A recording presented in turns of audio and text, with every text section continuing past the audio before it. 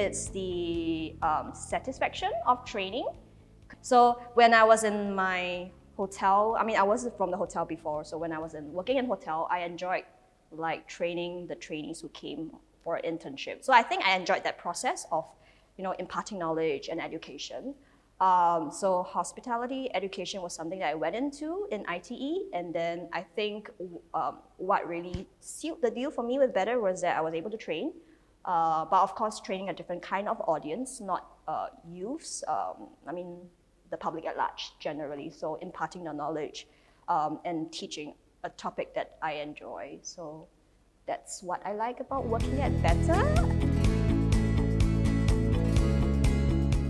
So I think what really drew me in or even had the thought of working at Bettr was when I took the barista intermediate class, and I came out on my own. So the school sent us to the foundation level, and then we decided to advance a little bit further. So we took up the intermediate class on our own.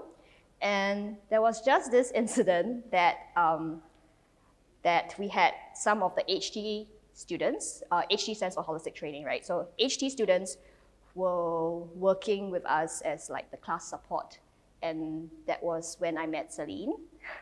And I think what was really interesting was Celine was kind of like the person who inspired or triggered the thought of me working in Bettr. Because we were having a milk frothing class and we were supposed to be frothing milk, and the support staff, who was the HT students, was actually behind us or working as class support, and they are just observing us, and they will come in to maybe make recommendations or adjust our milk steaming techniques at any point of time. So Celine was my support. She was just standing behind me. So I was frothing the milk, and then the milk jug was making some kind of strange screaming sounds, which is not what it's supposed to be. And then usually, if someone comes in, like how we train in class is that we will tell the person that, hey, you have to adjust your milk jug to the right, and I'm coming in to adjust your milk jug for you. But if you know Celine back then, or 5-6 years ago, she was very quiet, she was very reserved, not the kind of outspoken person as how she is today. So she just came behind me and she was creeping behind me, and then suddenly, without saying a word, her hands just came behind me and she touched my hands, and I got a shock, and she started to move my milk jug. Like she did the adjustment for me, but without telling me anything. So like I had no heads up. So I was shocked because she just came creeping behind me, and then she just moved my jug, and then she touched my hand.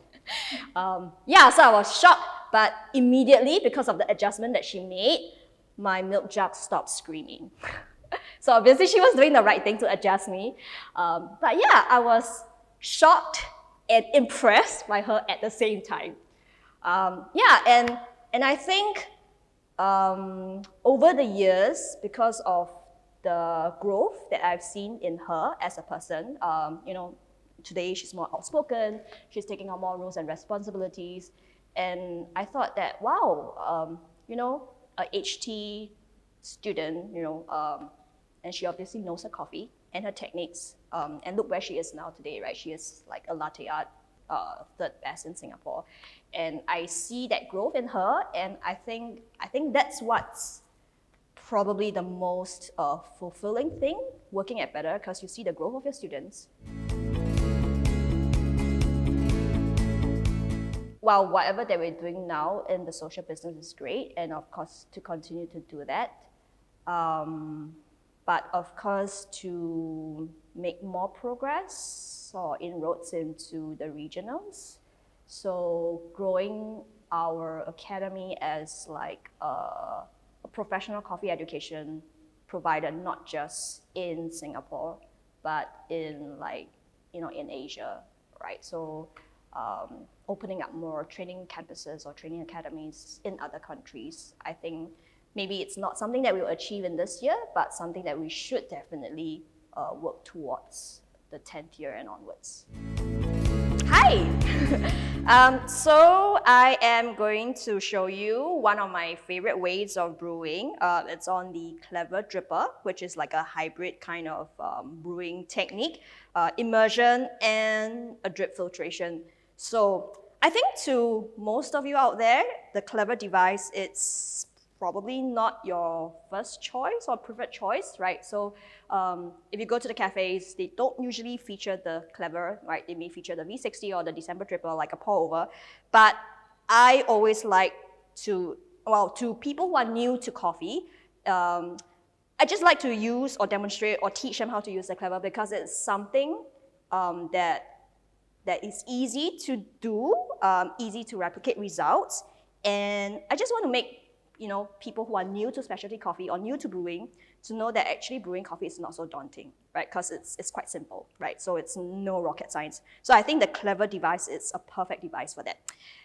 Yeah, and that's why I've decided to use this device. So the first thing you want to do with any kind of brewing is to first prep your device and of course make sure you have hot water on the side. So I have heated this water up to about 92 to 93 degrees Celsius. And of course to rinse your filter paper. So that's the first thing I'm going to do. Of course, you need to ensure you have fresh coffee. If you don't have a handheld grinder like I do, you can always pre-grind your coffee before you bring it in, all right? So I have a scale here, so I'm just going to prep the filter paper and just by folding along the seams. Okay, so it's a L-shaped, so L-shaped sits on the same side as the handle. And you just open it up, right? So there's a few reasons why you want to wet the filter and the device with hot water as a start. It's to rinse away any papery taste that the paper has. So you don't really want the paper taste to be imparted into your brew later on, right? So not just with the clever dripper, but basically any hand brewing devices like the AeroPress or any pour-over devices, you want to do that as your first step. Okay, so to rinse away the papery taste, to warm up the device, and once the filter paper is wet, it actually sticks nicely along the sides.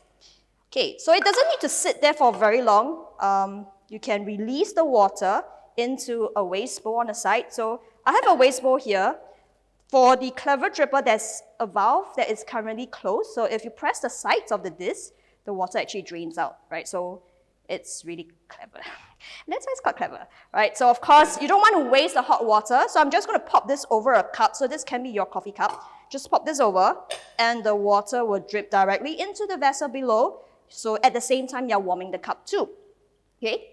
So once that's done, you want to bring this up to heat, right? So you bring it up to temperature. With brewing, you want to bring the temperature of the water to between 92 to 96 degrees Celsius, so usually in between like 94, okay? And then prep your coffee.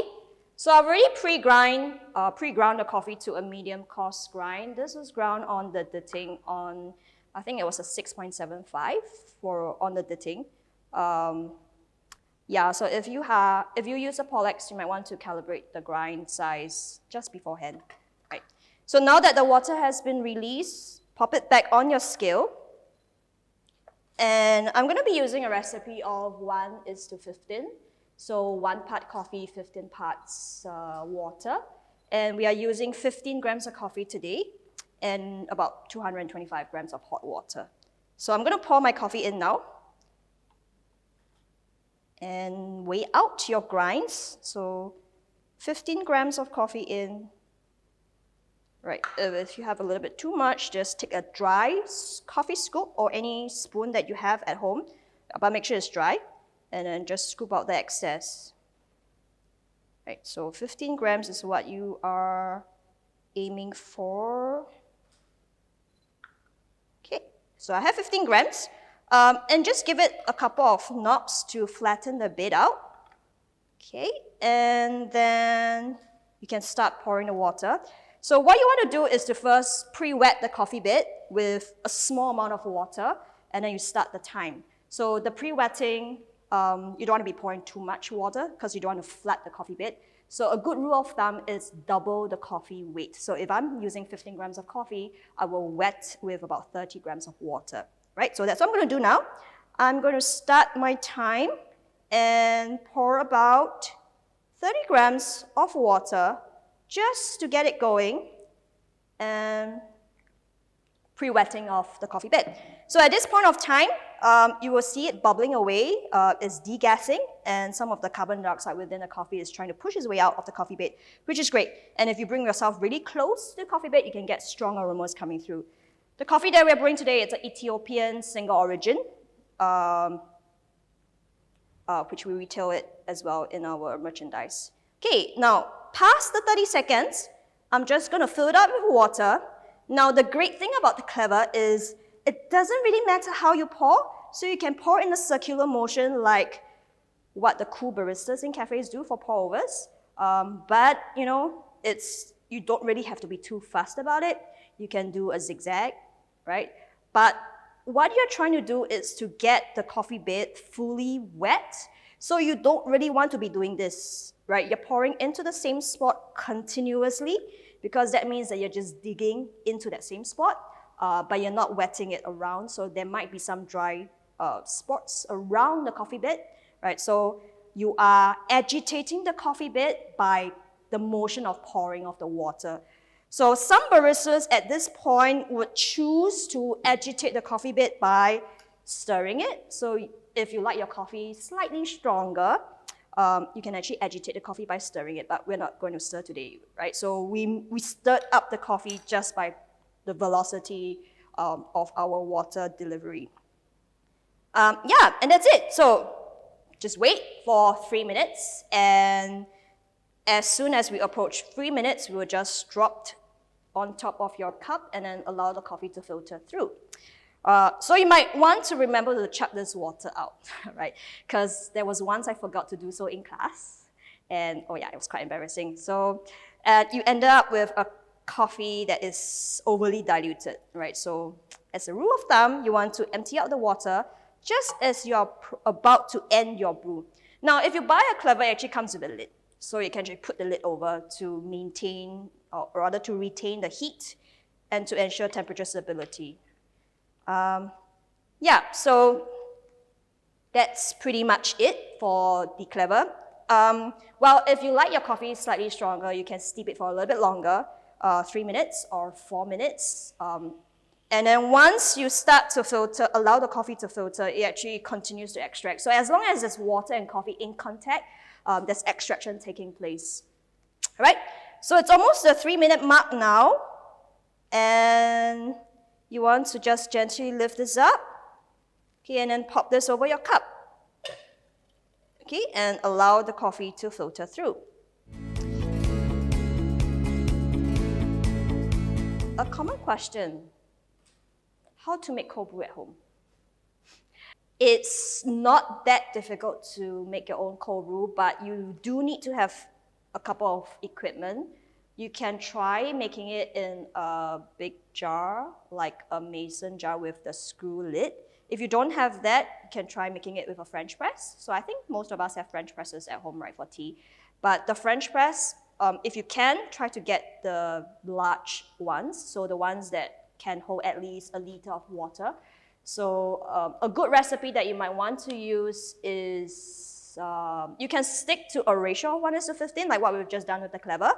But usually for a cold brew, you might want to add less water, right? So cold brew is generally a long steeping process. So it's a full immersion brewing method, but you need to allow the coffee to steep overnight. So what you can try is using 60 grams or 80 grams of ground coffee.